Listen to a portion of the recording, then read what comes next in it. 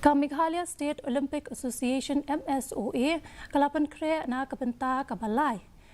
Jong ka Sohra half marathon ka long ha ka khatsaw tere unai lor arajar arpusaw. Working President ka MSOA uba Jong KHASI ula pentep pa kani ka half marathon kan long hakilai teliki kerdan pat ka deiru si Bynta ban kentia ya ka kam jungo kai perthai. Ula pentep ru pakilai menjur Baya kinong mare on I license the Athletic Federation of India lani AAI.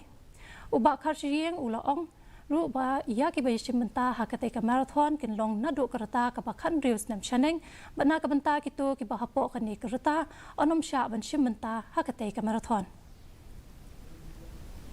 Pelong yang gajing inspection part harangkat ki la arsaun ki hiasya but bon lagi kila penpau ba jing sohun kalau ke jing dembok ha we geliang pa West End Hills ka bon ba kini ki stadium ki indoor hall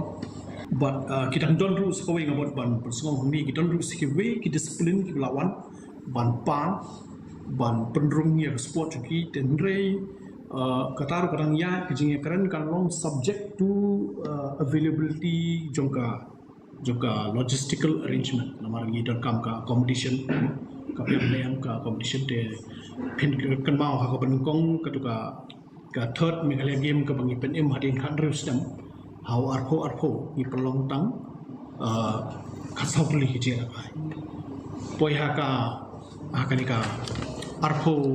ar ni pelong khat khandai li hije ra ka mo de matangi khre ban apo turam nakani ka poi ka cross ka arpo kijing peleka poi arpo likely tenda mentah ni push yang kelang poi saka arsa